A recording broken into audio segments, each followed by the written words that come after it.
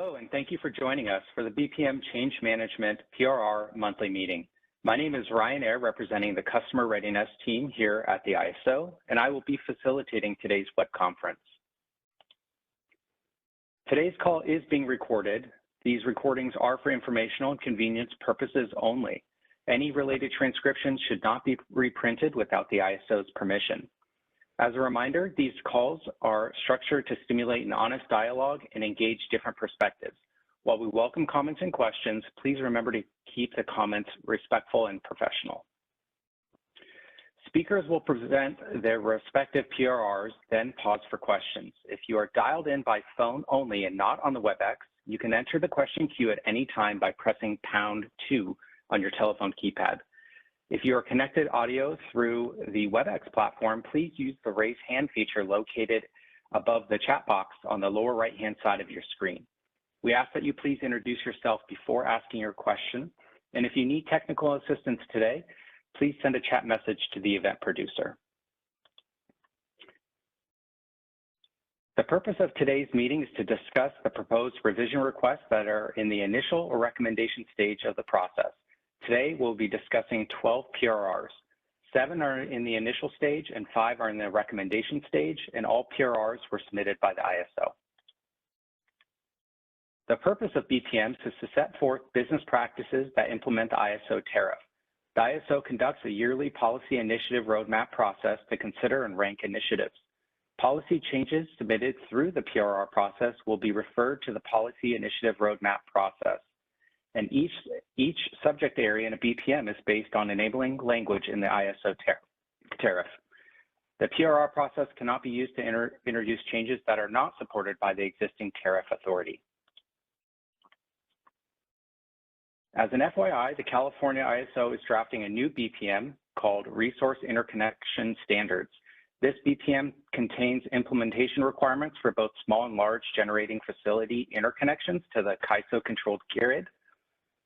The resource interconnection standards applies to the interconnection requests that are either assigned to Q cluster 15 and subsequent Q clusters, or submitted for the fast track process after the resource interconnection standards are effective. This message is intended for informational purposes only. And if you have any questions, comments, or concerns related to this BPM, please send them to bpm_cm@caiso.com. The first PRR that we'll be discussing today is for demand response, PRR number 1588, which is in the initial stage. Huwaida, I'll go ahead and pass it over to you. Hi everyone, my name is Huwaida. Like Ryan said, I'll be going over PRR 1588. PRR 1588 has updates to the demand response BPM with related content to the FERC Order 2222. At this time, we're in the initial stage for this BPM. We haven't received any comments, and then our next step is to post recommendations. I'm going to pause to see if anyone has any questions, or if not, I'll move on.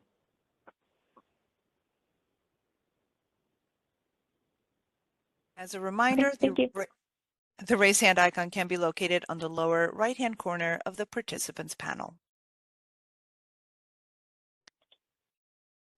All right, the next PRR that we'll be discussing is for reliability requirements, PRR number 1582, which is in the initial stage. Melanie, I'll go ahead and toss it over to you. PRR 1582 was submitted for clarifications and cleanup for resource adequacy and supply plan uploads. The reason for this revision was to provide clarifications around RA supply plan uploads, fix broken links, and to reflect tariff changes that eliminate the 0 megawatt RUC availability bid for NGR resources. There were no comments, and the next step is to post recommendation. Are there any questions on this PRR?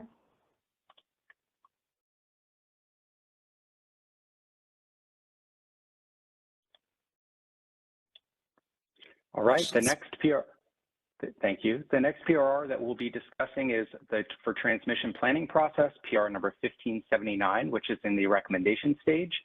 Andrew, I'll go ahead and pass it over to you. Thank you. Good morning.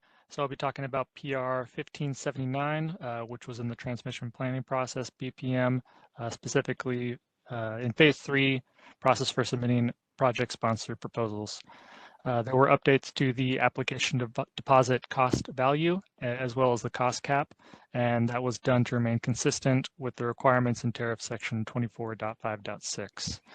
There were no comments or recommendation comments, and the next step will be to post the final decision. Are there any questions? No questions.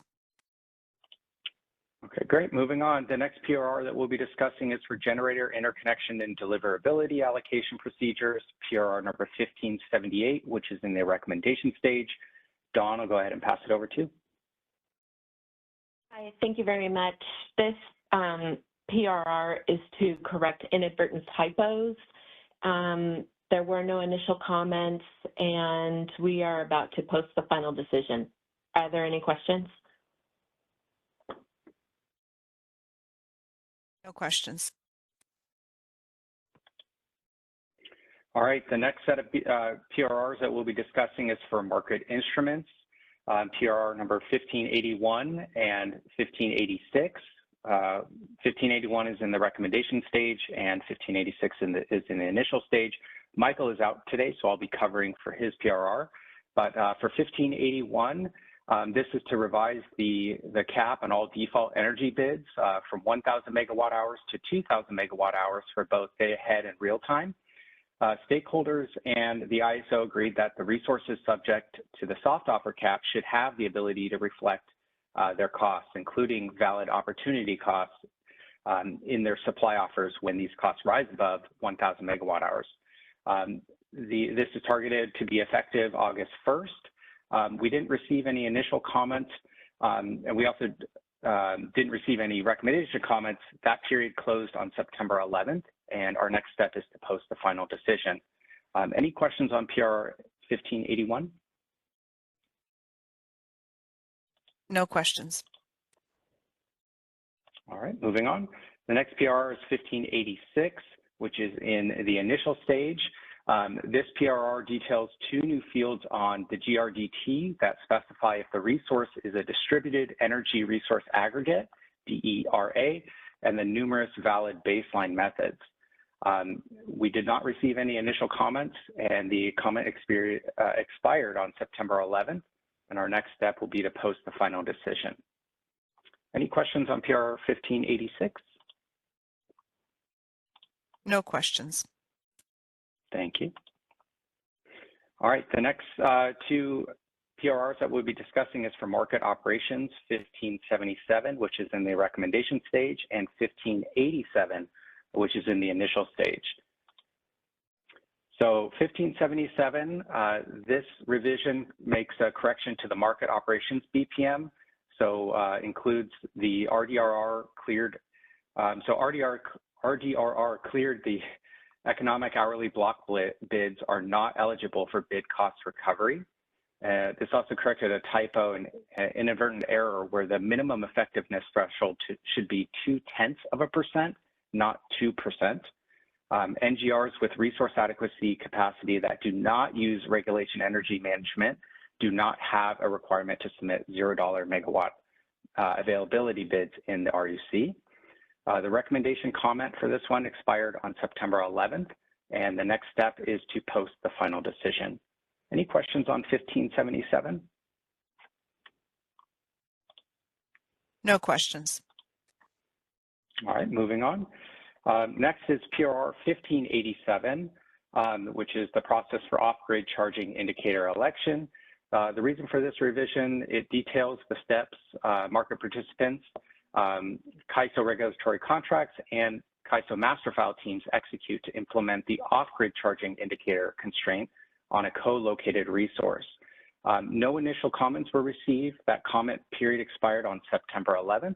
And our next step is going to be to post the recommendation. Any questions on 1587? No questions. All right. The next PRR is for energy imbalance market, number 1580, which is in the recommendation stage for classification on resource sufficiency evaluation, CAISO discount interchange award timing. So the reason for this PRR, it added to section 11.3.2, resource sufficiency evaluation, that the capacity and flexible ramping tests are configured to execute after receipt of the latest award interchange data. We did receive initial comments from APS and SRP. The recommendation period expired on September 11th, and our next step will be to post the final decision. Any questions on PR 1580? No questions. Thank you. Moving on to the next set that we'll be talking about would be for settlements and billing, PRs 1583, which is in the initial stage, 1584, which is the initial, and 1585, which is in the initial stage. Massey, I'll go ahead and turn it over to you. Thank you, Ryan. So these, we have 3 changes in the settlement fall release, and this is one of the 3. This is PR 1583 associated to COTB loss. So what we're doing here, we're basically applying losses for the California-Oregon transmission project scheduled into California Balancing Authority using COTB capacity made available by PG&E and Transmission Agency of Northern California, TANC also. So the next one is 1584. This is associated defect with revised generic availability and flexible obligation, and calculation of limited energy resources. This is also a defect. With this, no initial comment. The next step is to submit a recommendation. Any questions on this? All right, next, 1585.